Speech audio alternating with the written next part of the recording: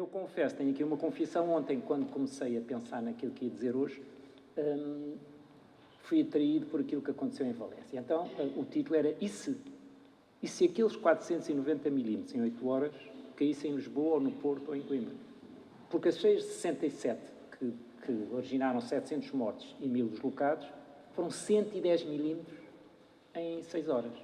E desde aí, as cheias de 98, as cheias de 83, as cheias de 2014, as duas, setembro e outubro, as de 2022, todas elas foram abaixo de 90 milímetros em 6 horas. E por isso é 3 ou 4 vezes mais. Aquilo não é um rio atmosférico, é assim uma albufeira atmosférica,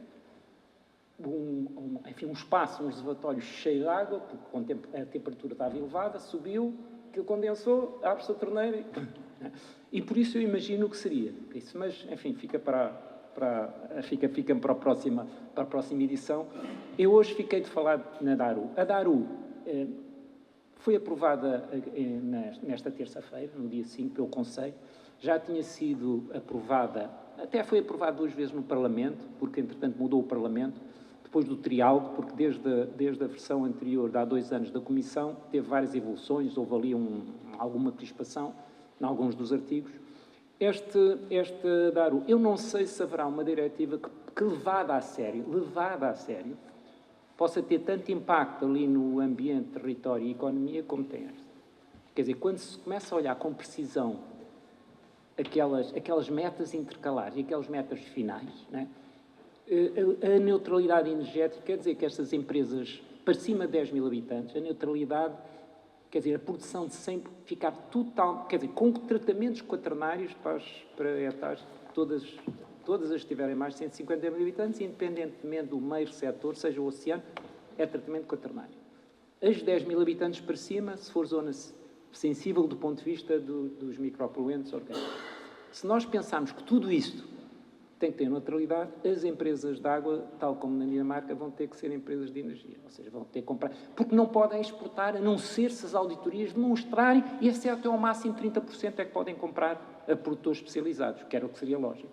Isto quer dizer que estas empresas de água têm que comprar campos e ter painéis fotovoltaicos. Aliás, neste aviso do PRR, neste aviso de financiamento, já aparece uma tendência quando se diz que, para se ter financiamento, a eficiência dos sistemas, do ponto de vista de energia, tem que consumir menos 10%, com mais exigência de tratamento do que consomem hoje. Pronto, começa...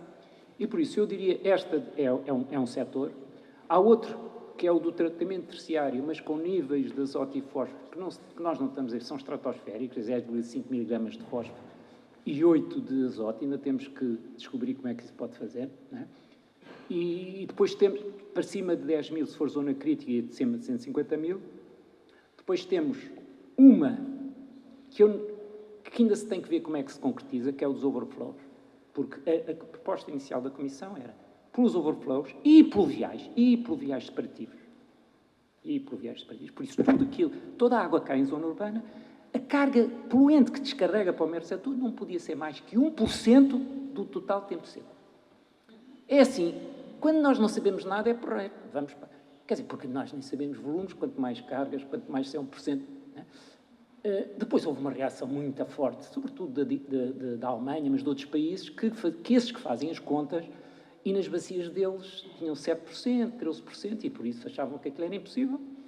A Comissão passou, esse 1% passou a 2%, mas agora aparece um termo que é not binding, não vinculativo. Obrigam a fazer planos, porque isso tem que se fazer até 2035, até 2000 tem que fazer uma série de planos sobre monitorização, etc. Isso é bom, e perceber se os descarregadores todos têm que ter um sensor, mas depois é not binding, por isso eu não sei bem para que é que serve aquilo tudo, não é?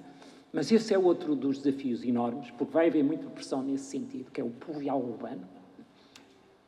O outro também, obviamente, é o tratamento quaternário. Porque também nos domésticos, nós não temos experiência de usar ozono e carvão ativado por sistema estática, de forma sustentável, nas hectares. Há umas experiências, mas... E por isso eu diria, levando esta auditoria a sério, levando esta diretiva a sério, isto era preciso investigar, porque nós sabemos muito pouco de muita coisa, não é? Se não levando muito a sério, é trabalhar nas derogações. E há derogações para a Polónia, para para a Polónia não, para a Roménia, Bulgária e Croácia, porque entraram mais cedo, entraram agora e então têm derogações. Mas as derogações não são de tipo de tratamento, são de tempo, que é assim que Bruxelas resolve. Mais 5 anos, mais, e elas, de facto, mesmo estas, só em 2045 é que atingem o 100%. E por isso eu diria assim, eu olhando para aquelas datas e para os compromissos, eu dividia aquilo em 3 fases. Uma fase 2025-2030, que é uma fase, eu diria, de uma certa bonança, de estudos, de investigação. Porque Portugal tem que definir quais são as zonas sensíveis para efeitos de eutrofização, que já tem trabalho nesse ponto de vista, quais são as zonas sensíveis do ponto de vista dos tais micropoluentes orgânicos críticos para o tratamento quaternário das mais de 10 mil, que tem que as definir também, e, por isso, e também dos overflows, ter uma ideia de como é que vai resolver, tem que ter planos integrados, é assim que eles chamam, planos integrados de gestão de águas residuais, para tudo o que é aglomerado mais de 100 mil habitantes, não é? E por isso, isso tudo é os próximos 5 anos. Depois entra-se numa zona de muito desconforto, que é entre 2035 e 2040, porque começa-se a perceber que é muito difícil chegar lá. E começam as metas intercalares, de 30% ou 40% para a neutralidade energética ao nível nacional. Também 30% ou 40% para o tratamento quaternário, para o tratamento terciário, é desconforto, não é? E depois entra-se na 2035, 2040. É interessante ver o estudo que a Comissão apresenta para o impacto na tarifa. O impacto na tarifa disto, para o conjunto da Europa, era 2,2% de aumento.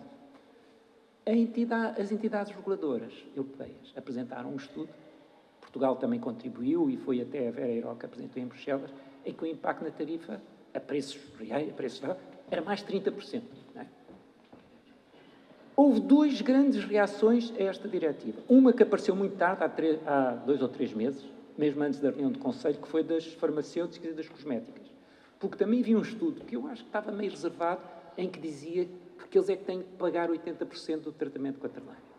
E não é só o investimento, é investimento, operação, monitorização, tudo aquilo. E que dava 27% do custo total. Pronto, e acordaram, mas não houve impacto, porque a diretiva mantém-se, o texto mantém-se mais ou menos no anterior. Mas é algo que passou para as entidades nacionais que resolvem. Porque também tem derogações. Até 1 tonelada de produção de produto por ano não conta, por isso não tem que pagar nada. E, por outro lado, se demonstrarem que os tais poluentes que produzem são biodegradáveis no sistema, também não. E, por isso, como é que cada país vai meter este pessoal todo a pagar 27% destes bilhões? Não sei. Mas está entregue para cada país. E outro é o dos overflows, que também não vejo fim, ou se não for vinculativo, ou se não houver metas vinculativas, não percebo como é que depois se pode regulamentar ou pode-se obrigar os países. Por isso, basicamente, resumindo e concluindo, acho que há muito a aprender. Tem que se investigar para termos alguma segurança de encarar esta diretiva com um certo conforto. Tem que haver muita conhecimento a ser colocado. Tem que se começar com muita informação, muita monitorização para poder chegar a bom porto.